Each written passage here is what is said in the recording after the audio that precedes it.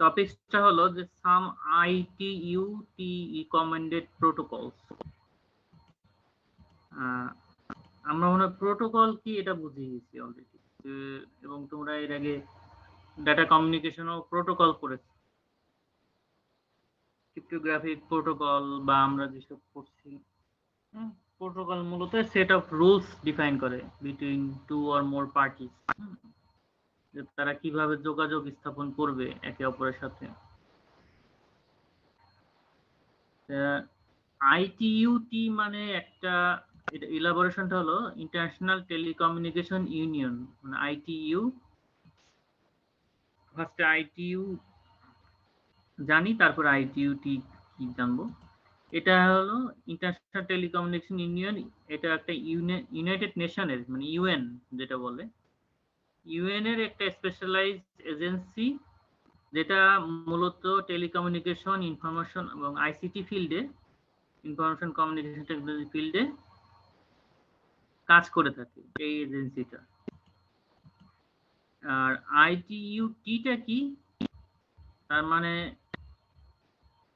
International telecommunication ইউনিয়নের আরেকটা specialised part. সেটা কি, ITU-T হলো ITU টেলিকমিউনিকেশন স্ট্যান্ডার্ডাইজেশন সেক্টর, সেটাকে বলা হচ্ছে হলো ITU-T। তার মানে টেলিকমিউনিকেশন ক্ষেত্রে যেসব আইসিটি ইকুইপমেন্টস ইউজ করা হবে এবং টেলিকমিউনিকেশন ইকুইপমেন্টস এবং যেসব পার্টি যোগাযোগ করবে, তাদের যে যোগাযোগের একটা রুলস বা প্রোটোকল তৈরি করা এবং প্রোটোকলের স্ট্যান্ডার্ডাইজেশন করা, ঠিক আছে, এই দায়িত্বটা হলো কার, ITU-T। সেটা বলা হচ্ছে যে ITU-T যে পার্মানেন্ট অর্গান, মানে পার্ট অফ ITU। তাহলে ITU কি আর responsible for studying technical, operating and tariff questions, issuing recommendation on them। তার মানে এই যে মানে সোজা কথা সার্ভিস প্রোভাইডিং এর জন্য যেসব লাগে, টেলিকমিউনিকেশন সার্ভিস প্রোভাইডের জন্য, এইসব টেলিকমিউনিকেশন সার্ভিস প্রোভাইডের জন্য যেসব প্রপার্টিস লাগে, যেমন টেকনিক্যাল সাপোর্ট, অপারেশনের সাপোর্ট, ট্যারিফ সাপোর্ট, সবকিছুর যে স্ট্যান্ডার্ডাইজেশন বা একে অপরের সাথে কমিউনিকেশনের ক্ষেত্রে যে জিনিসগুলো লাগে, সেই সবকিছু স্ট্যান্ডার্ডাইজেশনের জন্য মূলত প্রতিষ্ঠানটা হলো কি, ITU-T। এখন ITU-T এর অনেক এক্স সিরিজ রিকমেন্ডেশন অনেক আছে, আমরা তার মধ্যে মাত্র দুইটা পড়বো। দুইটা ঠিক না, দুইটা 500 নয়, তিনটা পড়বো। দুইটা সিরিজে তিনটা প্রোটোকল পড়বো। সেটা কি, ফার্স্ট পড়বো আমরা message handling system. Message handling এর জন্য মূলত এই যে মেসেজ হ্যান্ডলিং বলতে বোঝায় যে আমরা যে মেইলগুলো পাঠাই, সেটা তো মূলত টেলিকমিউনিকেশন নেটওয়ার্কের মধ্যে দিয়েই যায়, তাই না, ইন্টারনেটের যেটা বলা হচ্ছে, এক স্থান থেকে অন্য স্থানে বা একজনের থেকে আরেকজনে যায়। এখন এক্স সিরিজের X400 থেকে X409 এতগুলো সে স্ট্যান্ডার্ড তৈরি করেছে। এখন প্রশ্ন উঠতে পারে যে কেন এতগুলো, এক একজন এক একটা ইউজ করে, আবার দেখা যাচ্ছে আপডেটেড ভার্সন আছে। যেমন আমরা এখন ক্রোমের ভার্সন, ক্রোম বা যে কোনো সফটওয়্যারে কিন্তু অ্যান্ড্রয়েডের ভার্সন দেখি না, যে অ্যান্ড্রয়েড সফটওয়্যারে ভার্সন 9.0.01 এরকম দেখি। হ্যাঁ, এরকম এই মেসেজ হ্যান্ডলিং এর জন্য, মূলত মেইল হ্যান্ডলিং এর জন্য যে ফার্স্টে যে প্রোটোকল X400 ছিল, তার হয়তো আপডেটেড ভার্সন 401, তার আপডেটেড ভার্সন 402, এরকম করে করে 499 পর্যন্ত আছে। আমরা 400-এ দেখব যে বেসিক বিষয়টা। তাহলে যেহেতু এটা ITU-T এর সাথে রিলেটেড, সেজন্য বলা হচ্ছে X400 is suite of ITU-T recommendation that defines standards। তার মানে এটা একটা স্ট্যান্ডার্ড ডিফাইন করে কি, ফর ডেটা কমিউনিকেশন নেটওয়ার্ক। কিসের জন্য, ফর মেসেজ হ্যান্ডলিং সিস্টেম। যেটা মেসেজ হ্যান্ডলিং সিস্টেম বলতে আসলে আমরা বুঝবো কি, মেইল। ঠিক আছে, মেসেজ মূলত আসলে মেইলের বিষয়টা।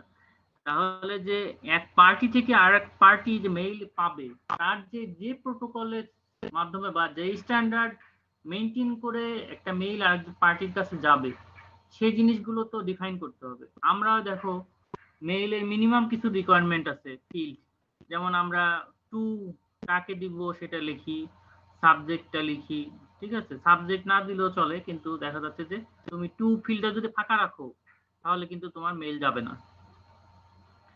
তারপর দেখা এরকম কিছু বিষয় এখন তো মানে এসএমটিপি মূলত ইউজ করা হয়, আর প্রথম দিকে এই X400 এই টাইপের কিছু প্রোটোকল ইউজ করা হতো। এসএমটিপির নাম শুনেছো তোমরা? সিম্পল মেইল ট্রান্সফার প্রোটোকল পড়েছো? জি স্যার, শুনেছি স্যার। ডাটা কমিউনিকেশনে পড়ার কথা। জি স্যার। জি স্যার। অথবা ইন্টারনেটে নো প্রোগ্রামিং এ। যাই হোক, এখন তাহলে এই X400 এর ফিচার কি মেইল হ্যান্ডলিং এর জন্য বা মেসেজ হ্যান্ডলিং এর জন্য? বলা হচ্ছে যে এরা এক্সপেক্ট করেছিল যে এটা ডোমেইন মানে এই X400 স্ট্যান্ডার্ডটা ডমিনেট করবে। ডমিনেট করবে বলতে বোঝাচ্ছে খুব ব্যাপকভাবে ইউজ হবে, হ্যাঁ। কিন্তু এটা এখন এর রোলটা নিয়ে নিছে কে? বলা হচ্ছে এসএমটিপি বেস ইন্টারনেট ইমেল। কারণ X400 এর তে এসএমটিপিটা অনেক সহজ, ঠিক আছে? এখন মানে এদের উদ্দেশ্য, ফার্স্ট উদ্দেশ্য ছিল কিন্তু যে এরা যে এটা তৈরি করেছে এটা, হ্যাঁ, expecting it to be a predominant form of email, হ্যাঁ, মানে এটা খুব ডমিনেট করার উদ্দেশ্যে তৈরি করা হয়েছিল, কিন্তু সেই রোলটা, হ্যাঁ, যখন তৈরি হয়েছিল তখন এটা ডমিনেট করতো, কিন্তু সেই রোলটা এখন কে নিয়ে নিছে? এসএমটিপি বেস ইন্টারনেট ইমেইলটা নিয়ে নিয়েছে, ঠিক আছে? এছাড়া মানে it has been widely used within organization and was a core part of Microsoft Exchange Server until 2006. তার মানে বোঝা যাচ্ছে যে এটা যে ইউজ করা হতো এই ধরনের mail protocol Microsoft exchange server, এটা বলে এমএস এক্সএন বলে মূলত সংক্ষেপে, 2006 পর্যন্ত এটা ইউজ করা হতো। এমএস এক্সএন এর মাধ্যমে মেইল পাঠানো যেত, আমি নিজেও পাঠিয়েছি, ঠিক আছে? এটা তোমার হটমেইল নামে একটা নাম শুনেছো কিনা জানি না তোমরা, হটমেইলের নাম শুনেছো? হ্যাঁ, হটমেইল ছিল মাইক্রোসফটের ইমেল সার্ভার, ইয়াহু যেমন একটা সার্ভার, জিমেইল একটা সার্ভার, হটমেইল একটা সার্ভার ছিল। হটমেইলের মেইলগুলো যে এমএস এক্সএন এর মাধ্যমে ডেস্কটপ থেকে একটা সফটওয়্যার অ্যাপস এর মাধ্যমে বা সফটওয়্যারের মাধ্যমে দেওয়া যেত, এটা মূলত। আর তারপরে এর যে ভেরিয়েন্ট গুলো, এর ভেরিয়েন্ট মানে এই যে X400, 401, 2, 3 এরকম করে 99, হ্যাঁ, এটা it variants continue to be important in military and aviation context। তার মানে এসএমটিপি আসার আগ পর্যন্ত এগুলো খুব ব্যাপকভাবে কোথায় ইউজ হতো, আরো ভেরিয়েন্ট গুলো মানে ওই যে আরো বেশি সিকিউরিটি করে টোরে হয়তো মিলিটারি সেকশনে ইনফরমেশন পাস করার জন্য, মানে মেইল এক্সচেঞ্জ করার জন্য, এবং এভিয়েশন। এভিয়েশন বলতে বোঝো?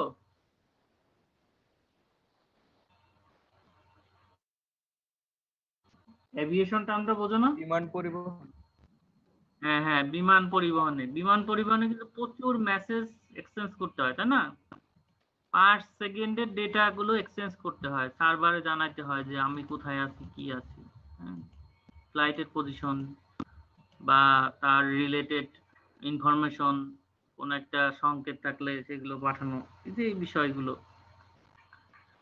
এর জন্য X400 বা তার ভেরিয়েন্টস গুলো ব্যবহার করা হতো।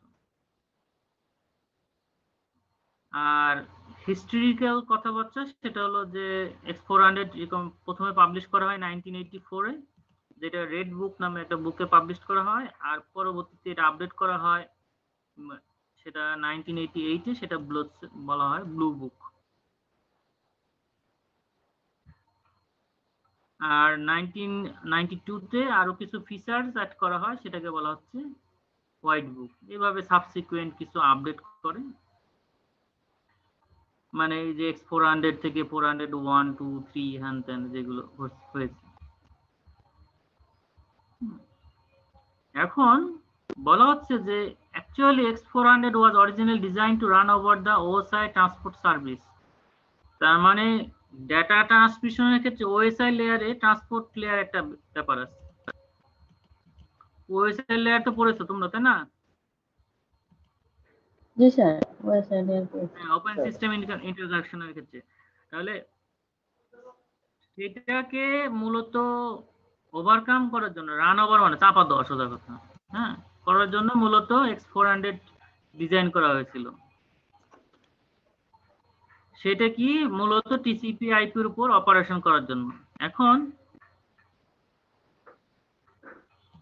টিসিপি আইপির কোনটা, আরএফসি ভার্সনটা। আরএফসি এটা মূলত কি, এর যদি ডেফিনেশন আরএফসি 1001 বা টিসিপি আইপি, এগুলো টিসিপি আইপি তো তোমরা জানোই, আরএফসি 1006 বলতে কি বোঝায়, মূলত এটা একটা প্রোটোকল, S7 প্রোটোকল বলা হচ্ছে, যেটা সিমেন্স নামে কমিউনিকেশনের নাম শুনেছো? Siemens communication. সিমেন্স হলো তোমার একটা company, telecom service provider company, ঠিক আছে? সিমেন্সের আগে মোবাইল সেটও ছিল, এখন আর নেই, প্রথম দিকে ছিল। এটা একটা প্রোটোকল, সেটা হলো বলে আরএফসি 1006। এইগুলোর অপারেশন, এর উপর অপারেশন করার জন্য মূলত এই X400 ডিজাইন করা হয়েছিল। এই হলো বিষয়। তার মানে হিস্ট্রিক্যাল দিক দিয়ে এটা প্রথম দিকে আসছে, মেইল এক্সচেঞ্জের জন্য বোঝা যাচ্ছে।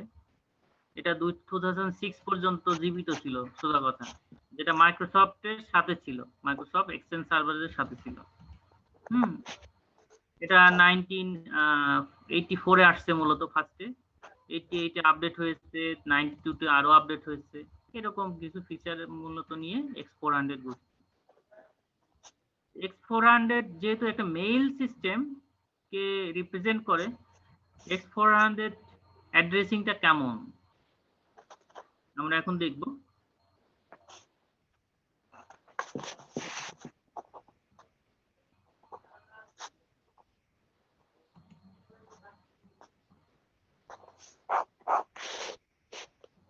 সুজন। জি স্যার। সুজন মিউট করে নাও, তোমার সাউন্ড আসছে।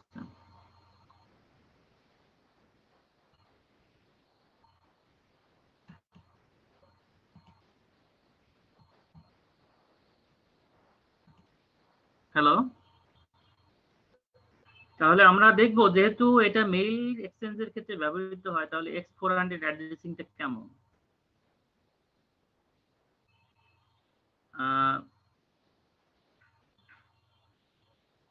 এই X400 আসলে আনপপুলার বা মানে এটাকে ইউজ না করার একটা কারণ হলো কি, এটার অ্যাড্রেসিং ফরম্যাটটা বিট কমপ্লেক্স ছিল, ঠিক আছে?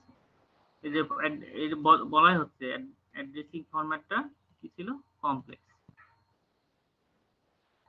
সেটার এই কারণে যে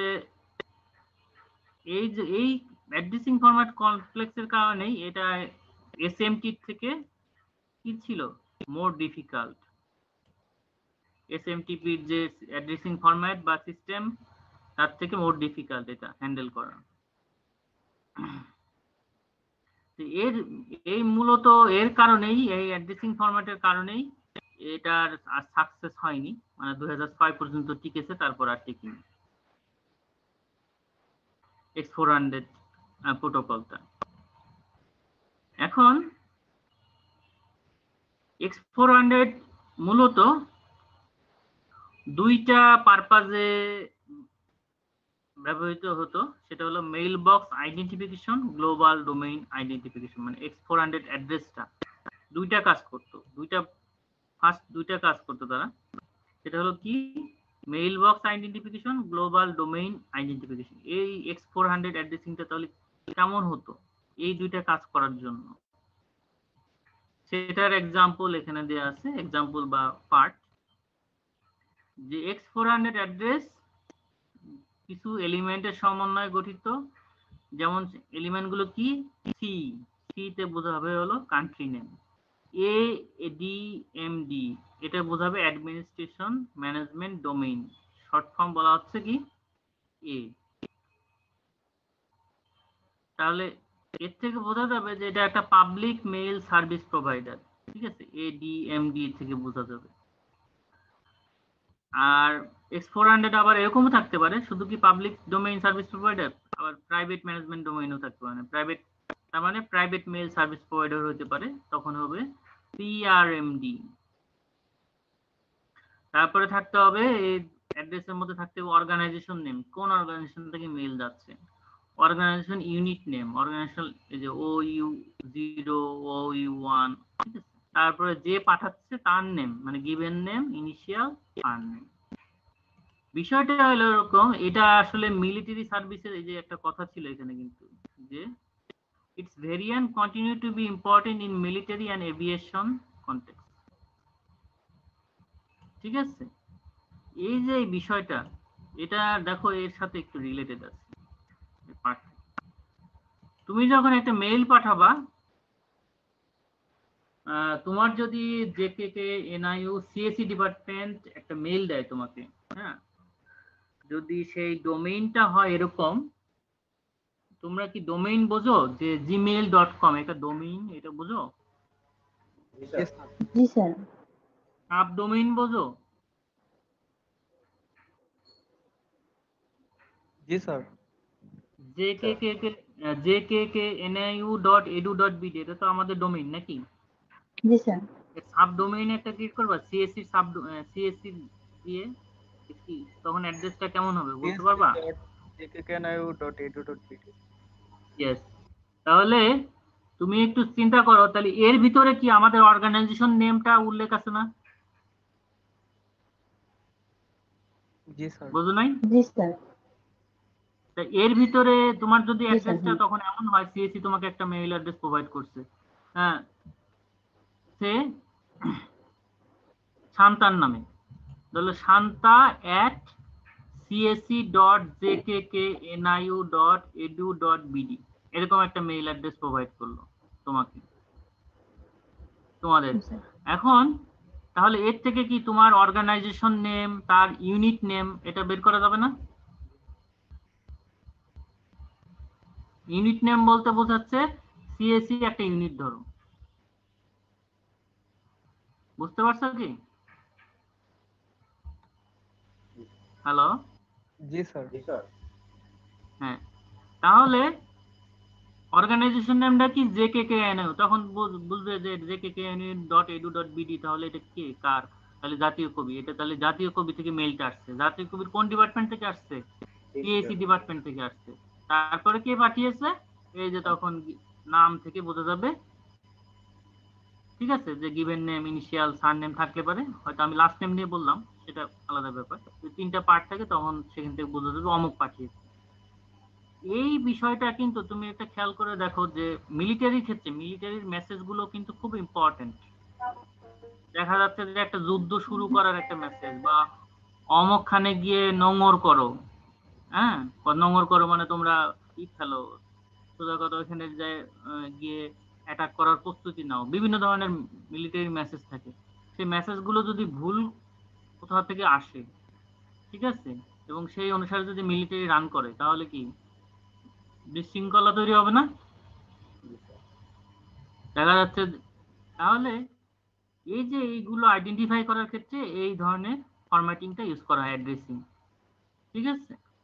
তো সেটাই, এই জন্যই মূলত এর ভেরিয়েন্টস গুলো মূলত মিলিটারি বা এভিয়েশন সার্ভিসে খুব সহজে ইউজ করা যেত, কারণ এর বিভিন্ন পার্ট থাকে, খুব সহজে আইডেন্টিফাই করা যায় সেন্ডারকে, ঠিক আছে।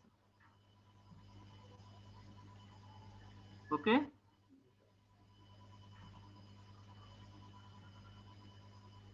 হ্যালো, স্যার আমি নেক্সট টপিকসে যাব। কোনো কোশ্চেন আছে?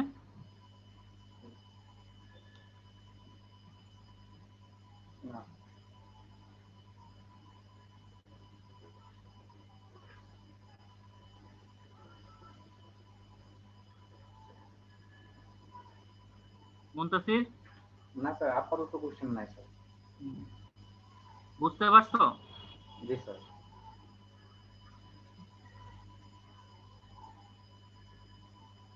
এখন নেক্সট আর বলা হচ্ছে যে আমি যেটা বলছিলাম যে দুই ধরনের সার্ভিস নিয়ে আমরা কাজ করব। একটা হলো X400 সিরিজ আর একটা হলো X500।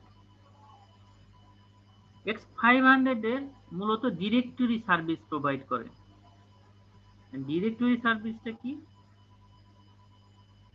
তোমরা কি এফটিপি প্রোটোকল পড়েছো? FTP, sir file transfer protocol. জি স্যার, প্রোটোকল পড়ছি। হ্যাঁ, ফাইল ট্রান্সফার প্রোটোকল। তো ওইটা কি ডিরেক্টরি রিলেটেড না? ডিরেক্টরি তো বোঝো, ফোল্ডার, যে ফোল্ডারকে বলা হয় ডিরেক্টরি। স্যার ফোল্ডারের অ্যাড্রেসটা কি স্যার? টুকরা করে দেন স্যার। এখন এই ডিরেক্টরি সার্ভিস মানে প্রোভাইড করার জন্য মূলত কি X500 সিরিজটা তৈরি করা হয়েছে। সেজন্য বলা হচ্ছে X500 series of computer networking standards covering electronic directory service. এখন ওইটা তো কম্পিউটারের ফোল্ডার ডিরেক্টরি, এটা বলেছে ইলেকট্রনিক ডিরেক্টরি সার্ভিস। এখন সেটা কেমন? এটাও এই যে আইটিইউটি দ্বারা ডেভেলপ করা হয়েছে, মানে এদের মাধ্যমে। এটা ফার্স্ট অ্যাপ্রুভ করা হয় 1988-এ। মূলত এটা ডিরেক্টরি সার্ভিসটা X400 প্রোটোকলকে সাপোর্ট, মানে মেইল এক্সচেঞ্জ প্রোটোকলকে সাপোর্ট করার জন্য ব্যবহৃত হয়। তো সাপোর্টটা কেমন? যেমন মেইলের সাথে যখন ফাইল অ্যাটাচমেন্ট যাবে, তাহলে ডিরেক্টরি সার্ভিস লাগবে না তখন? জি স্যার। বুঝতে পারছো? এখন এইসব হিস্ট্রিক্যাল কথাবার্তা বলা আছে। এখন এটা মূলত আমরা বুঝতে পারছি যে X500 একটা প্রোটোকল স্ট্যান্ডার্ড, যেটা আইটিইউ তৈরি করেছে, যেটা মূলত 1988-এ তৈরি হয়েছে, এবং এটা মেইল সিস্টেমকে, X400 মেইল সিস্টেমকে হেল্প করার জন্য বা সাপোর্ট করার জন্য ব্যবহৃত হয়। এখন এই প্রোটোকল কি কি ইনক্লুড করে? সেটা হলো কি ডিরেক্টরি অ্যাক্সেস প্রোটোকল, যে কিভাবে ডিরেক্টরিটা অ্যাক্সেস হবে তার একটা প্রোটোকল। যে আমি আর ডিটেইলস বলছি না, জাস্ট এক লাইন করে বলে যাব, ডিটেইলস আর পড়াবো না। ডিরেক্টরি অ্যাক্সেস প্রোটোকল তারা ইনক্লুড করে। বোঝা যাচ্ছে যে একটা ডিরেক্টরি কিভাবে অ্যাক্সেস হবে, তার মানে একটা ফাইল যে একটা ডিরেক্টরিতে থাকবে, ফাইল তো মেইলের সাথে দিলে তো মেইল ওভাবে যাবে না, ফাইলটা কোন একটা ডিরেক্টরিতে কি আপলোড হবে। ঠিক আছে, তোমরা একটু খেয়াল করে দেখো যে তোমরা যখন ফাইল অ্যাটাচ করো তখন কিন্তু একটু সময় নেয়। তার মানে কি ওই ফাইলটা কোন একটা ডিরেক্টরিতে আপলোড হয়, তাই ডিরেক্টরিটা কিভাবে অ্যাক্সেস হবে, হ্যাঁ, সেই রিলেটেড প্রোটোকল, সেই রিলেটেড কাজকর্ম এই X500 প্রোটোকলটা ইনক্লুড করে। তারপরে আবার কি করে? Directory system protocol. Directory system প্রোটোকলটা কি? আমি একটা ডেফিনেশন দেওয়ার চেষ্টা করেছি, সেটা হলো ডিএসপি বা directory system protocol is a protocol defined by directory standard to allow distributed service architecture to communicate with another মানে another DSA।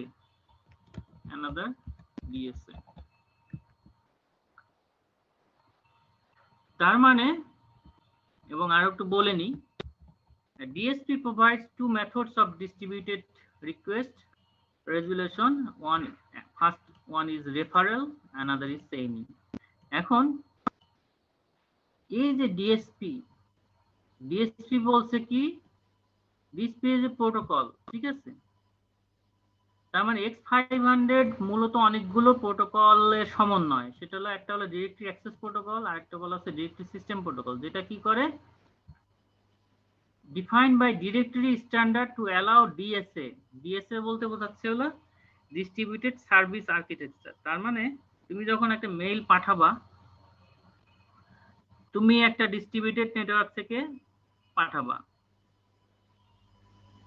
তুমি ধরো কথার কথা যে তুমি বাংলাদেশে একটা মেইল আর একটা পার্সন কোথায় থাকে, ইউএসএ তে থাকে, তার কাছে পাঠাচ্ছ। তাহলে সে যখন ওই ইউএস এর কোনো নেটওয়ার্কের সাথে কানেক্টেড থাকবে, সেও কোনো একটা ডিস্ট্রিবিউটেড সার্ভিস আর্কিটেকচারের সাথে কানেক্টেড থাকবে। আমরা যেমন আছি এখন ডিস্ট্রিবিউটেড সার্ভিস। তাহলে এই ডিস্ট্রিবিউটেড সার্ভিস আর্কিটেকচার বাংলাদেশের এবং ডিস্ট্রিবিউটেড সার্ভিস আর্কিটেকচার ইউএস এর, এই দুইটার সাথে যে একে অপরের সাথে যে কমিউনিকেট করা, এই বিষয়টা ডিফাইন করবে কি ডিএসপি। তাহলে তুমি একটা মেইল বা ফাইল, যে মেইলের সাথে একটা ফাইল পাঠাবা, কিন্তু তার সবকিছুর ভিতরেই তো একটা কমিউনিকেশন স্ট্যান্ডার্ড লাগবে, ঠিক আছে? এই যে কমিউনিকেশন করা, এই কমিউনিকেশন করার ক্ষেত্রে এই ডিএসপি প্রোটোকলটা, ডিরেক্টরি সিস্টেম প্রোটোকলটা হেল্প করছে। এবং এটা দুইটা উপায়ে কাজ করতে পারে, সেটা হলো রেফারেল আর চেইনিং। সেটা আমরা এত ডিটেলস আর না জানি, আমাদের মূল জানার বিষয়টা ছিল ডিএসপিটা কি। রেফারেল মনে হয় তোমরা একটু বোঝোই, ওই যে যখন তোমাদের বলে না যে তুমি এই অ্যাপসটা রেফার করো আরেকজনকে, তাহলে তুমি এত পয়েন্ট পাবা, হ্যান ত্যান, এই অফার দেয়, দেখবা জিপি অফার দেয়, জিপির যে জিপি বা বিভিন্ন সার্ভিস, টেলিকম সার্ভিস প্রোভাইডার, যে অ্যাপটা তুমি 5 জনকে রেফার করবা, তুমি 50 পয়েন্ট করে পাবা, বা 1 জিবি বলছি যে 10 মেগা ডেটা পাবা, এরকম। সেটা বলে রেফারেল চেইনিং। আর চেইনিং বিষয়টা তো, চেইনিং মানে একটার সাথে আরেকজনের যোগাযোগ, আরেকজনের সাথে আরেকজনের যোগাযোগ, এভাবে চেইনিং সিস্টেম। যাই হোক, এগুলো আমরা এত ডিটেলস আমাদের এখন জানার দরকার নেই। আমরা জাস্ট ওভারভিউ করবো যে X500 টা কি, কিভাবে কি কি এর ভিতরে আছে, তারা কিভাবে কাজ করে। এটা দুইটা গেল, ড্যাপ আর ডিএসপি। আর দুইটা প্রোটোকল কি, ডিসপ। ডিসপ বলতে বোঝাচ্ছে কি ডিরেক্টরি ইনফরমেশন শ্যাডোয়িং প্রোটোকল। তার মানে তোমার ডিরেক্টরি ইনফরমেশন যাতে কেউ না দেখতে পারে, যেহেতু একটা সিকিউরিটির বিষয় আছে, হ্যাঁ, সেজন্য ডিরেক্টরি ইনফরমেশন শ্যাডোয়িং প্রোটোকলটা কাজ করে, ঠিক আছে? আর ডিওপি থেকে এটা বোঝা যাচ্ছে যে directory operational building management protocol. তার মানে ডিরেক্টরি যে বিভিন্ন ধরনের রিড রাইট, হ্যাঁ, অপারেশন করবে, এই অপারেশন অপারেশন করার জন্য মূলত এই প্রোটোকলটা দায়ী, ডিওপিটা দায়ী। তো এই মূলত X500 এর প্রোটোকলের মধ্যে রয়েছে। আর আমি আরেকটা পড়াবো X500 সিরিজের, সেটা হলো 509, এটা লাস্ট ওয়ান। তাহলে কারো কোনো কোশ্চেন আছে? আমরা যদি বলি যে পরীক্ষা কোশ্চেন আছে যে X500 কি, আমরা বলবো তখন যে X500 একটা computer series of computer network standard, যেটা মূলত ইলেকট্রনিক ডিরেক্টরি সার্ভিস প্রোভাইড করে। এটা তৈরি করেছিল কারা? আইটিইউটি, ঠিক আছে? এটা তৈরি হয়েছিল 1988 এ, হ্যাঁ, মূলত X400 electronic mail exchange mail প্রোটোকলকে সাপোর্ট করার জন্য, এরকম কিছু বলবো। তারপরে এই প্রোটোকলটা এই জিনিস প্রোটোকলগুলো ইনক্লুড করে। তো 2-1 মার্কের হয়তো এরকম পরীক্ষা কোশ্চেন আসলে তোমাদের লিখতে হবে। এখন X509 কি, এটা আবার রিলেটেড টু ক্রিপ্টোগ্রাফি। সেটা কেমন? এটা কিছু ডিজিটাল সার্টিফিকেট প্রোভাইড করে, কিভাবে, বা সার্টিফিকেট রিলেটেড কাজ করে, certificate sign,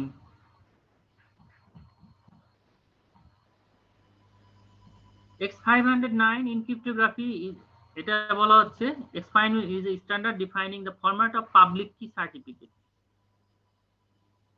And public key certificate কি আমরা একটু পরেই বুঝতে পারবো যে আসলে কি এই সার্টিফিকেট দ্বারা কি বোঝাচ্ছে। তাহলে আমরা একটু জেনে নিই, একটু এটা মার্ক করে রাখি যে এটা মূলত standard defining format of public কি certificate. And X509 certificate are used in many internet protocols including কি বলা হচ্ছে TLS SSL, তোমরা এটা পড়েছো দেখো, সিকিউর সকেট লেয়ার, আর TLS বলতে বোঝায় ট্রান্সপোর্ট লেয়ার সিকিউরিটি। ডাটা কমিউনিকেশনে পড়ার কথা, data communication and computer network পড়েছো না এটা? জি স্যার। তোমরা তো মনে হয় এই সেমিস্টারেই পড়েছো নাকি?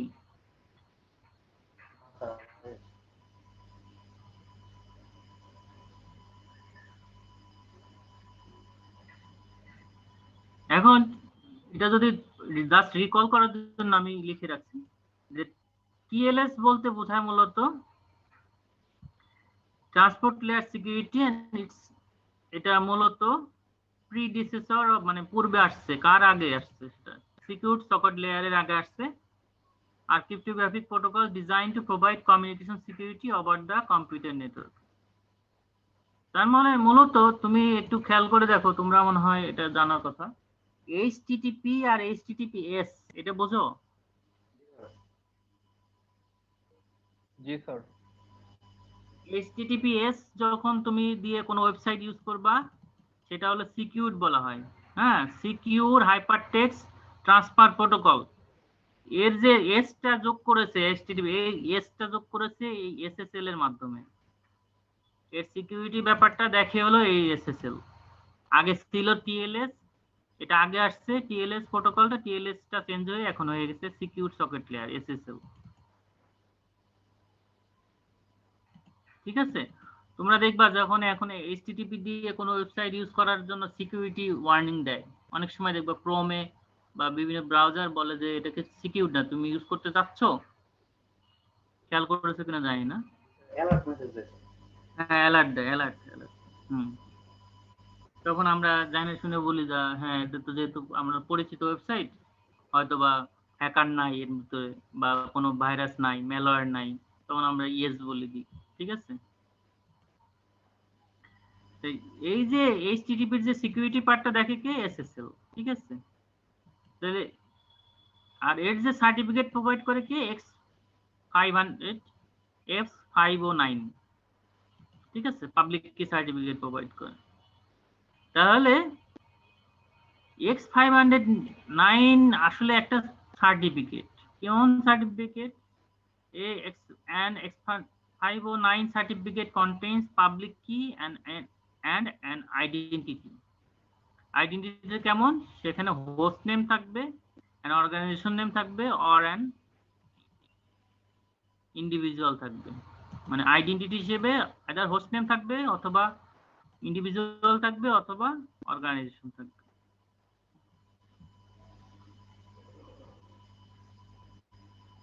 ঠিক আছে, আর এটা সাইন করা থাকবে কিভাবে? সার্টিফিকেটটা আইদার সে নিজে সাইন করবে, সেই হোস্ট, অথবা কোনো সাইনার অথরিটি সাইন করবে এটা।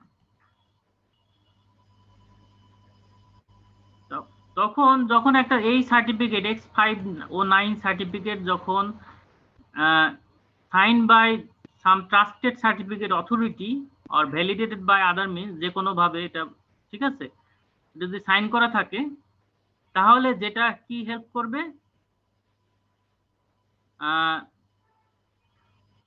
The certificate can rely on the public key. It contains to establish ব্যাপারটা এরকম that it contains to establish secure communication with another party and validate documents digitally signed by corresponding private. এখন একটু আমি ডিটেইলসে বললে হবে, তোমরা একটু এই যে আমরা ডিজিটাল সিগনেচার পড়েছি না? জি স্যার। ডিজিটাল সিগনেচারে মনে আছে যে সিগনেচারটা করা হয় পাবলিক কি দ্বারা আর করসপন্ডিং প্রাইভেট কি দ্বারা কি করা হয়, ভেরিফাই করা হয় না? জি স্যার। ভ্যালিডেট করা হয় না, ভেরিফাই বা ভ্যালিডেশন, ঠিক আছে? তাহলে তুমি যদি কোনো তথ্য পাও, ঠিক আছে, যে কোনো একটা তথ্য সেটা যদি কোনো একটা সার্টেইন অথরিটি দ্বারা অথবা যে সেন্ডার তাকে দ্বারা সে যদি তার সার্টিফিকেট প্রোভাইড করে, তার মানে ডিজিটাল সিগনেচার প্রোভাইড করে, ঠিক আছে, এবং তুমি যদি এটা রিসিভ করার পরে এটা ভ্যালিডেট করতে পারো, ঠিক আছে, ইউজিং দ্য করসপন্ডিং প্রাইভেট কি, ঠিক আছে, সে পাবলিক কি দ্বারা সাইন করে সার্টিফিকেটটা পাঠাবে আর প্রাইভেট কি দ্বারা কি করবা, ভেরিফাই করবা বা ভ্যালিডেট করবা, ঠিক আছে, এই যে ভ্যালিডেট। এই যে বিষয়টা, এই বিষয়টার সমস্ত বিষয়গুলো কার দ্বারা কন্ট্রোল হয়, সেটা হলো যে X509, যেটা X509 একটা স্ট্যান্ডার্ড ফার্স্টে বলা হচ্ছে। আবার X500 কি কন্টেইন করে, সাম সার্টিফিকেট কন্টেইন করে, তার মানে X509 মানে 5 ও 9 সার্টিফিকেট আছে। সেই সার্টিফিকেটটা কার দ্বারা সাইন করা থাকে, আইদার কোনো হোস্ট নেম বা অথবা কোনো ইন্ডিভিজুয়াল অথবা কোনো অর্গানাইজেশন দ্বারা সাইন করা থাকে ইউজিং সাম পাবলিক। এটা যখন তোমার কাছে আসবে, তোমার কাছে তখন কোনো একটা প্রাইভেট কি থাকবে এবং তুমি এটা দ্বারা কি করতে পারবো, ওই ডকুমেন্টকে, কোনো একটা ডকুমেন্ট আসলে সেটাকে ভ্যালিডেট করতে পারবো, ঠিক আছে, through some secure communication. Because যেটা বলা হচ্ছে X509 তো HTTPS এর মাধ্যমে কাজ করে, ঠিক আছে। এই হলো বিষয় X509 এর। তাহলে মূলত এটা যে কেন সার্টিফিকেট দিচ্ছে, পাবলিক কি সার্টিফিকেট, ঠিক আছে, কোন একটা তথ্য তুমি পাঠাচ্ছ বা ডকুমেন্ট, তার পাবলিক কি সার্টিফিকেট কে প্রোভাইড করবে, এই যে X509, এবং সে একটা স্ট্যান্ডার্ডের মাধ্যমে প্রোভাইড করবে। এই হলো বিষয়টা। তাহলে এটাকে ডিফাইন করেছে, এটাও কিন্তু আইটিইউটি, এটা তো যেহেতু আগেই আমরা বলে আসছি যে ITUT X series recommendation, X500 সিরিজ, তো 500 সিরিজের মধ্যে 509 আছে। এখন সেজন্য বলা হচ্ছে যে X509 is defined by ITUT and is based on ASN1, another ITUT standard। মানে ASN1 এটা যদি কেউ একটু জানতে চাও, এটা ডেফিনিশনটা দেখে নিন কি। আমি এই লেকচার তোমাদের আপলোড করে দেবো, সমস্যা নেই, এটা আমি বোর্ড থেকে পড়াচ্ছি না। তো এখন এই যে যে সার্টিফিকেটটা দেয় X509, যে এই যে সার্টিফিকেটটা কন্টেইন করে, ঠিক আছে, X509 সার্টিফিকেট, সেই সার্টিফিকেটটা কেমন, স্ট্রাকচারটা কেমন, সেই স্ট্রাকচারটা এরকম যে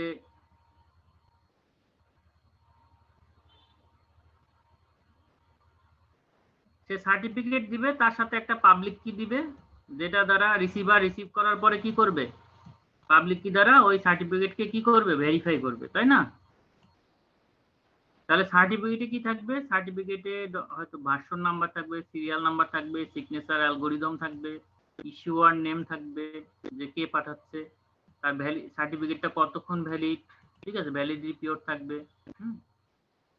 তারপরে সাবজেক্ট থাকতে পারে, সাবজেক্ট পাবলিক কি ইনফো থাকতে পারে, কারণ পাবলিক কি ইনফো তো থাকবে, এই যে পাবলিক কি, যে সার্টিফিকেট শুধু পাঠাবে না, বাইন্ডিং এ পাবলিক কি। তাহলে সাথে থাকবে কি, ইস্যুয়ার ইউনিক আইডেন্টিফায়ার, মানে যে সেন্ড করবে তার একটা আইডেন্টিফিকেশন থাকবে, এবং সাবজেক্ট ইউনিক আইডেন্টিফায়ার কোন ধরনের, এটা অপশনাল, এগুলো বোঝা যাচ্ছে যে এগুলো দিলেও চলে না দিলেও চলে, তার এক্সটেনশন যদি কিছু থাকে, মানে কে দিচ্ছে, কি বিষয়ে দিচ্ছে, ঠিক আছে, তার যদি কোনো সাব ডোমেইন কিছু থাকে, এক্সটেনশন, এইগুলো, এই তথ্যগুলো অপশনাল। মানে কোন ধরনের ডকুমেন্ট দিচ্ছে, তার সাবজেক্টটা কি, কিন্তু নেসেসারি পার্টটা কি, এটা হলো সার্টিফিকেট, সিগনেচার অ্যালগোরিদম আর সার্টিফিকেট সিগনেচার, মানে অ্যালগোরিদমের মাধ্যমে আউটপুটটা কি সিগনেচার হবে না। এই হলো বিষয়, যে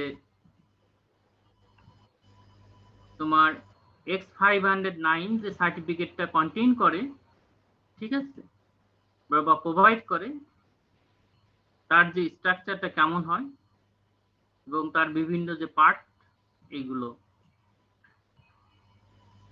এর ডিটেলস আর আমরা দেখাচ্ছি না।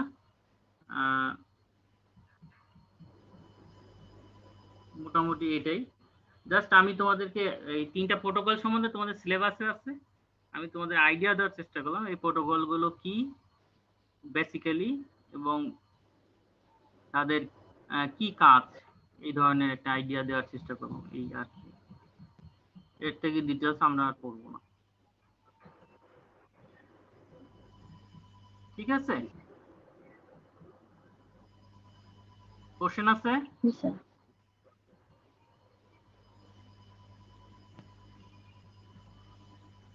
X509 সম্বন্ধে কোনো কোশ্চেন আছে?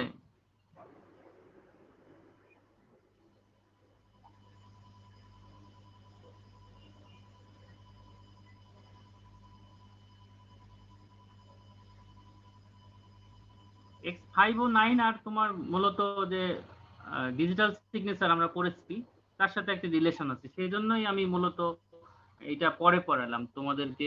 এই টপিকসটা আগেই পড়াতে চেয়েছিলাম, কিন্তু আমি দেখলাম যে যেহেতু এটা ক্রিপ্টোগ্রাফি এবং ডিজিটাল সিগনেচার রিলেটেড, তো ওইটা না বুঝে এটা বুঝতে হবে না, ঠিক আছে? জি স্যার। আমি কিন্তু এরপর আর একটা কমপ্লেক্স টপিকে চলে যাব, কার্ভার্স প্রোটোকল।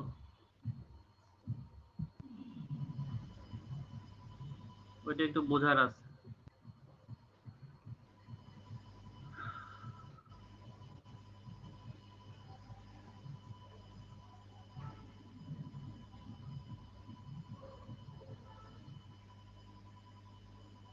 দেখতে পাচ্ছ অন্য একটা স্ক্রিন?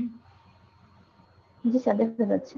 তারপর অথেন্টিকেশন প্রোটোকল। ওই অথেন্টিকেশন পড়েছি না আমরা, মেসেজ অথেন্টিকেশন, জি স্যার। Message authentication code. হ্যাশে হুম, হ্যাশে পড়ছিলাম স্যার ওই দিন। হ্যাঁ হ্যাঁ হ্যাঁ, হ্যাশে পড়েছিলাম। সেজন্য আমাদের খুব যে বুঝতে সমস্যা হবে তা না, কিন্তু একটু মনোযোগ দিতে হবে। সেটা হলো কি,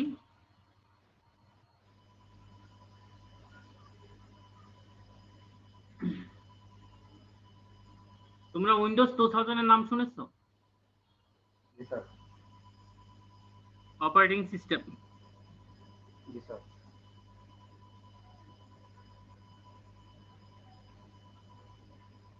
সবাই শুনেছো?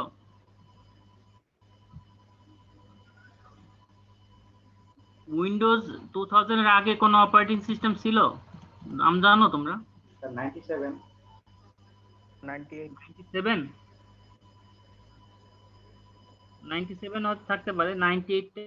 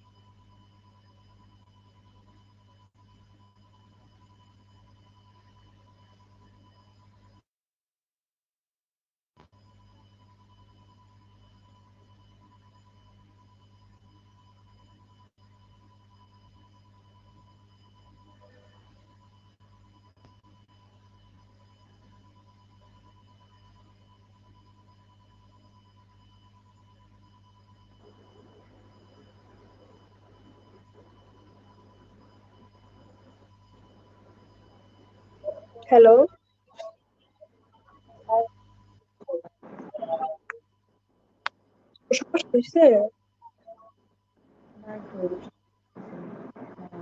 স্যারের মনে হয় নেট নাই, স্যার একটু অফলাইন। স্যারের কথা শোনা যাচ্ছে না। আর অফলাইনে আছেন?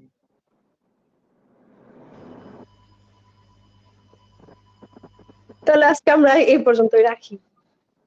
দেখি একদিন আচ্ছা